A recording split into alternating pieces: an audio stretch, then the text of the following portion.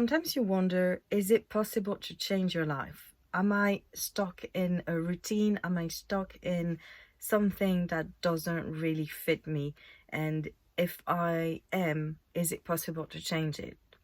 Hiya, it's Lorna. Welcome back to my channel. Today I just want to do a little TED talk. It's about changing your life. I am slowly feeling that I'm doing it. I think it's mainly because I've watched some videos about, self-development and stuff like this.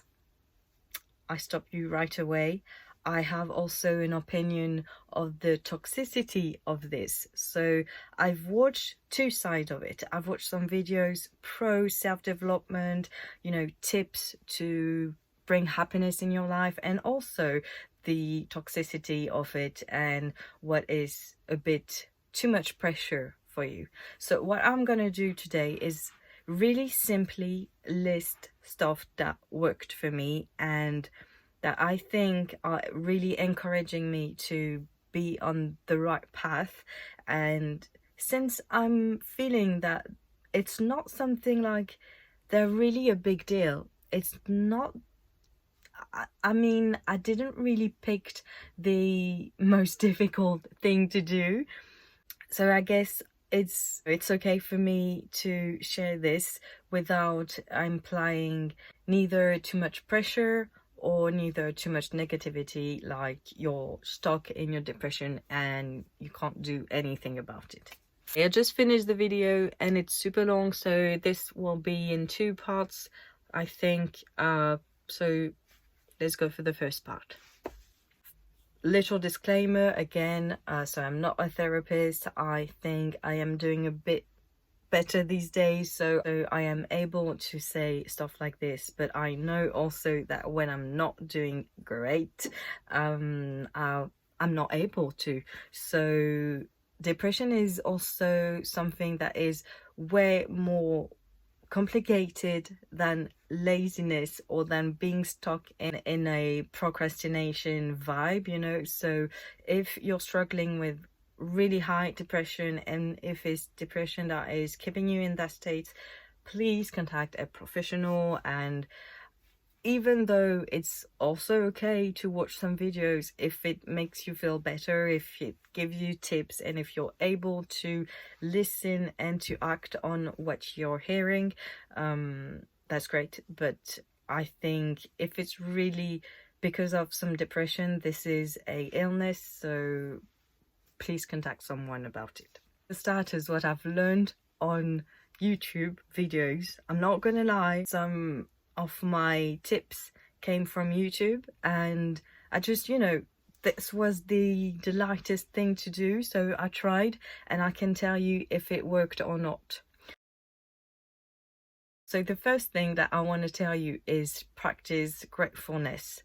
And I thought it was kind of, something even really slightly important, that it was not going to change stuff. But as it was, easy, I tried, and it was really simple, and it really worked at the end of the day to make me smile. So you can really write, start with 3 things, only 3, then you can add a bit more if you feel like there's more, but really some simple things.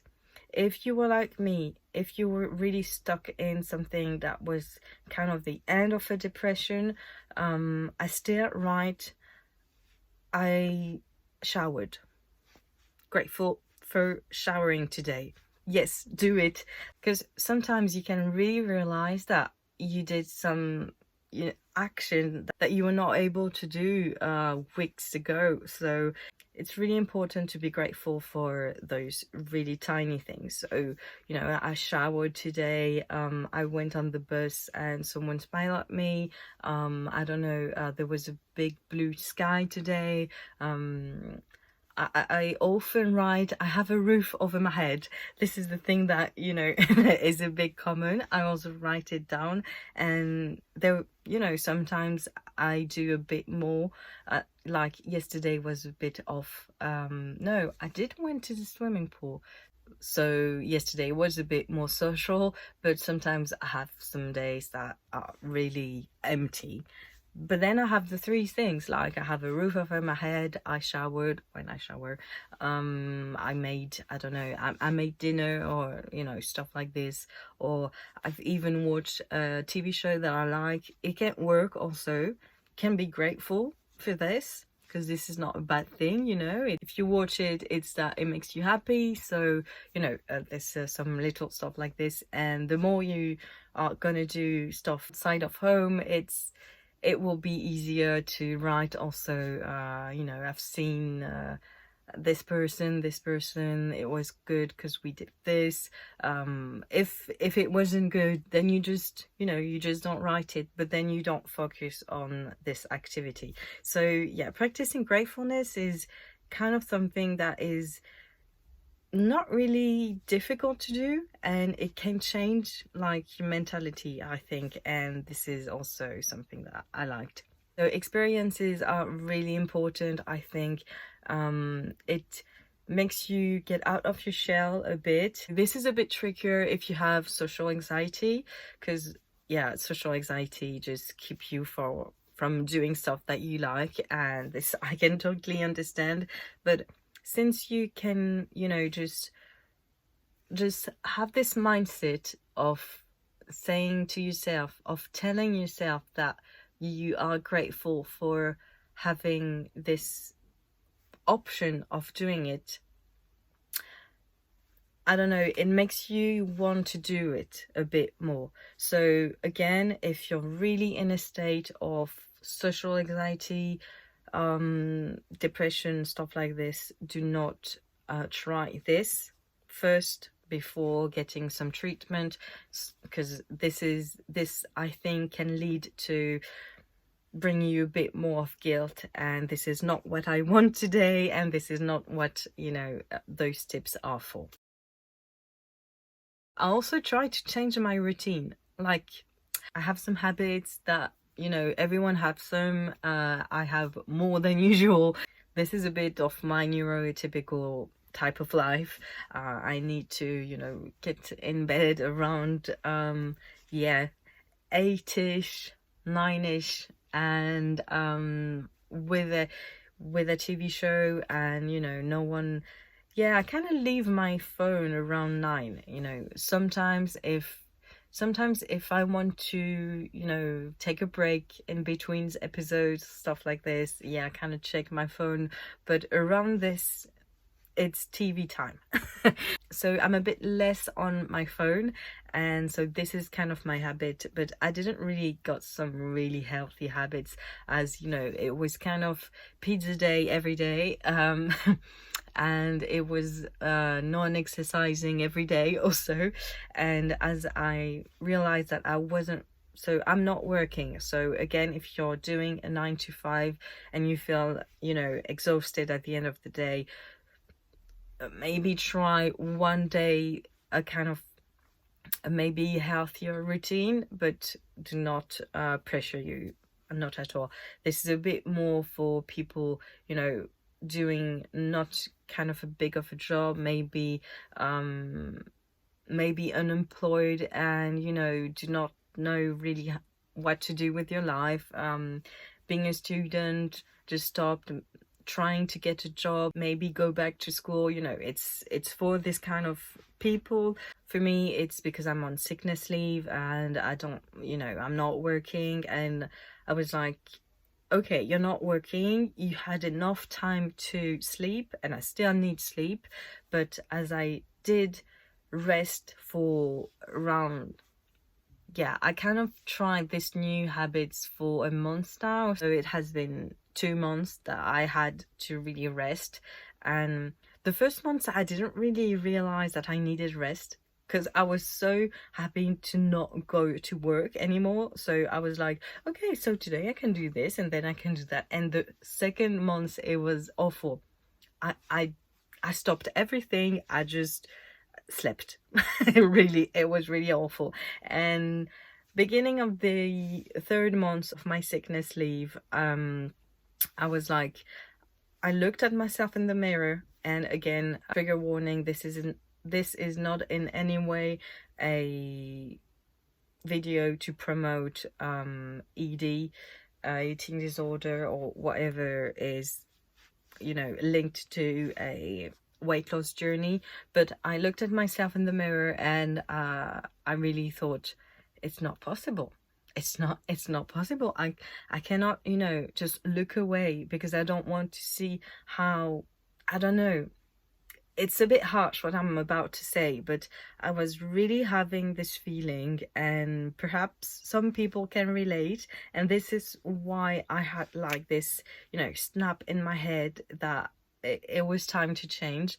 I was feeling like, you know, this stuff in flubber, like really in flubber. I was this kind of, you know, blob, just taking the shape of my bed, of my couch, and not doing anything, and eating because I was, you know, kind of not really lonely, but like you can experience a bit loneliness when you're bored, you know. So it was kind of this mixed feeling, and my body just it stopped working normally. Like I had some really bad sleep apnea. Also, thank you, Sanniz, if you're watching the video, and I know that we follow each other. She kind of explained her journey to recover from sleep apnea on her channel, with her weight loss journey. Anyway, if you're really interested, you can watch her channel. I will try to perhaps link in my description box, because these days I'm not really able to do like the little eye, you know, when you can click. So anyway, so yeah, I had some problems, and I was I was so desperate, you know, to see myself gaining so much weight again, because I was, you know, really overweight once, and I managed to lose all this weight, and now I was feeling that it was starting up again, this thing. I was like, oh no, it's not gonna it's not gonna, you know, just come back like this, being this literal big blob. So and you know, and having like being really sweaty, I couldn't really breathe, like I couldn't really breathe properly when I was sleeping. I felt like even my neighbors could hear me snore, really. And I don't know, what did I do also? I was not good. I was really sick. And so I reached to Sanniz, and she told me that like other bunch of people told me, when you want to have the operation gastric, then you really need to have like a certain weight, and it has to be really like critical. And yeah, I was that desperate that I wanted to have the operation, because I was like, it's not possible. How am I going to do? And then when I heard that it was not possible to do an operation anyway, because I was not fat enough, then I was like, okay, what can I do? What can I do? I am not staying this way. And I just really, it clicked in my mind, and I was like, okay, I need to change my routine. I need to change something. So the first thing I did was to try to exercise more. So I started with swimming, and it makes me really hungry. So I ate a lot, and then I was like, okay, swimming is good. I love swimming. So the first swim I had was like, my muscle didn't move for a long time. I really felt like I was, oh my god, it was so hard. So yeah, I really felt it. And then I took the habit of doing this swim like every day, kind of every day, or every 2 days. And then I was like, okay, perhaps I'm gonna try something else also, because it makes me really hungry. So I'm not sure this is, you know, this is good. So I started running. So I added to swimming pool also run. and I was like, whoa, that's great. And that, you know, just cuts a bit my hunger.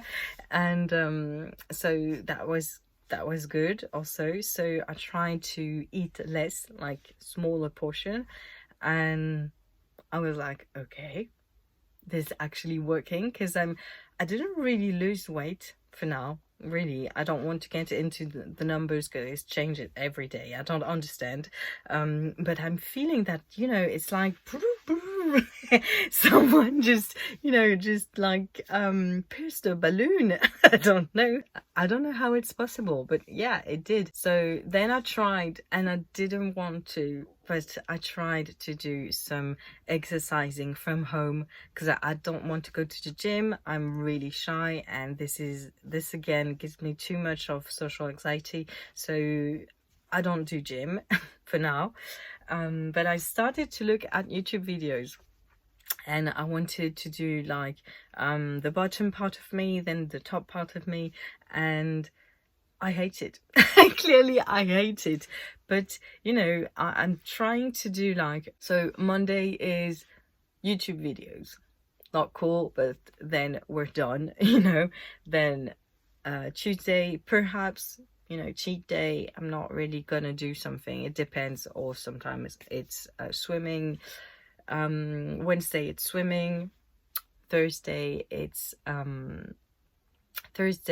also a YouTube video, but as I, you know, did something else in the beginning of the week, then I can do something else. And I prefer to do like the bottom part of me, like leg day or something like this. So I try to do, I hate doing the arms, it's awful. I hate to do the top part of me, so I try to do the top session on Monday.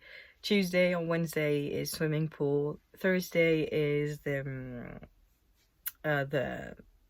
bottom part of me, like leg day, bum day.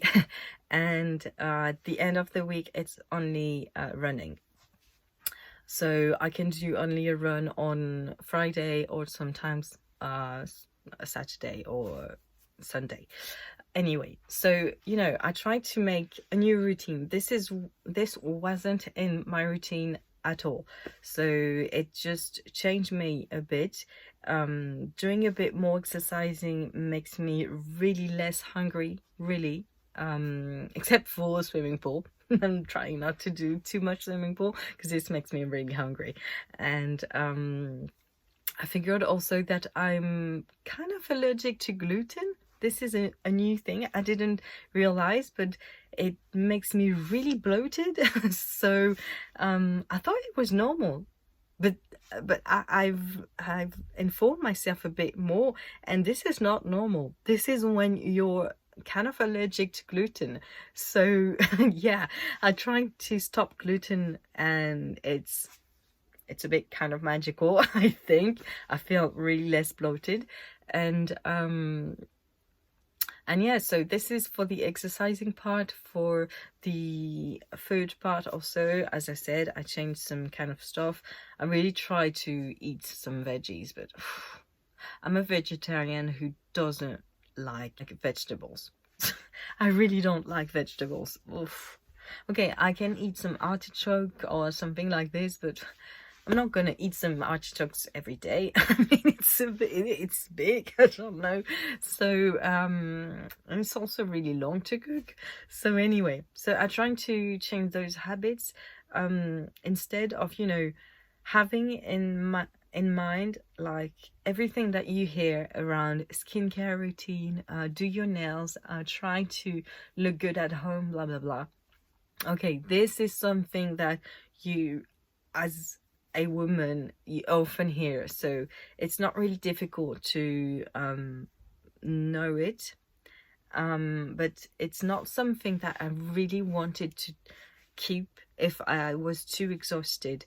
I prefer to, you know, do not do a really good skincare routine and take care of what I eat and of working out, you know. And I'm not saying do not wash your face at night, you know, but I just stop doing it, you know, if I'm not going out, or if I'm not really doing, like if I'm going on Paris, yeah, it's kind of, you know, stick. So yeah, you kind of have to wash your face. But if you're really too tired, if it's the end of your depression and you want to get some new habits, working out and eating healthier is way more important than having your nails done, that doing a good skincare. That you cannot do all those things. So those are the things that I wanted to focus on, and they're way more helpful, really. I've also got involved in the world of apps on your phone. Yes, so in 2024 you got apps for literally everything, and I didn't want it to, you know, just download it a lot. But this is kind of my boomer, you know, attitude, like, oh no, it's gonna take some space, oh no, perhaps it's gonna steal my, you know, information, stuff like this. You know, if you're on Facebook, everything is stolen already, so I don't care. So anyway, I downloaded some apps, really helpful apps that I didn't know about. So the first one is Notion. I don't know if you know Notion. It's so cool. I really like it. You can do a lot of lists. Yeah, little neurotypical thing. You can do a lot of lists. You can pimp the list, like you can do a background, you can put an image, you can put a stylish font on the title that you want to give to the list. I have a lot of different type of list, and really Notion is a great thing for my YouTube ideas. I'm kind of listing stuff for my my home budget. I'm also listing stuff for, what do I have, for my gratefulness lines that I want to write every night. I often do it when I'm in my bed, and you know, I forgot about my little notebook, so I have my phone, and then I can write the little gratefulness lines of the day, and it's so easy. So Notion is one of my favorite apps now. Then I downloaded something like for your budget also, like it's called Smart Money or something like this, and you can see you know, how your fees are going through the month, stuff like this. You often have this on your bank app, but I kind of stay away from my bank app, so I like to have this kind of budget app for itself. What did I also downloaded food. So again, if you have an eating disorder, perhaps be careful of this app, but it was really, and it's still really helpful for me to count calories. So this is also why really it's a bit tricky, but like if you want to compare, if you are eating a meal that is those calories, and you also want to eat this bag of crisp, let's say, and it's the same amount of calories, but at the end of the day, if you pick the crisp bag then you will feel hungry again. But if you eat this, you'll not feel as hungry as like with the bag of crisp. So, you know, it's kind of stupid because it's stuff that you know already. But when you getting used to enter this on the app, then you're getting used to know, oh no, this is gonna, you know, get my amount of calories per day ruined, and then you will only have like 200 calories left, and it's like, why did I eat that? I'm still hungry. So no, you're gonna eat a bit more of something better, and then you can have a bit more of eating throughout the day. So it just, if you're doing it in a healthy way, to me it's helpful. So yeah, just not use it in a bad way. And then you can also set some, you know, kind of program how much you want to lose. And I added like I wanted to lose like 20 kilos, and they say no. They told me no. They didn't give me any program for this because they say it was too much. So it's kind of, you know, they're not allowing you to do bullshit. Like they're okay for me to lose 7 kilos, so it's not really big, you know. I still have like 1,500 calories per day, which is kind of good, knowing that people should eat around 2,000 calories. The real deficit is 1,000 calories, and I want to lose weight, so of course I'm gonna, you know, reduce. And if it's a bit more than 1,500 calories, it's okay. You can eat more, you know. But I think it's kind of logical, and you feel that it's not a bad app. Just, you know,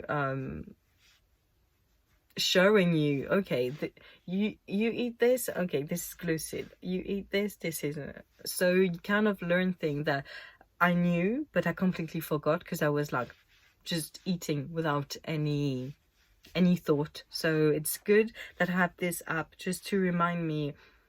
It's kind of like a game, I don't know. It reminds me, okay, today I ate this. You can see the line just changing throughout the day, and I think that's kind of the, you know, funny way to lose weight in a way.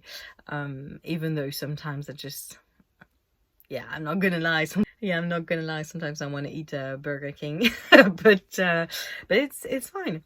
Some days I allow myself to eat. Like the other day, I went with some friends, and I ate some pancakes, and yeah, it was too much. But I was like, you know, I'm not gonna do it another day of the week, so it's fine. But I know that some fitness coach don't like cheat days. They rather have you eat kind of a bit of junk food every day in a really tiny portion than a real full cheat day.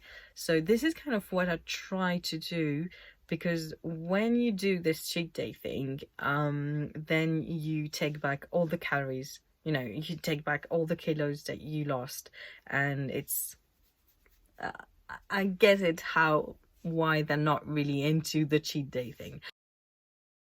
So I hope you like this video. As I said, I'm going to do different type of videos like this. I don't want to do a lot of unboxing. If I have things to show you, I will do some unboxing, but I rather talk to and not only promote stuff that clearly you don't need. You just need to, you know, get well on your feet, and this starts with critical thinking a bit, I think, in my opinion.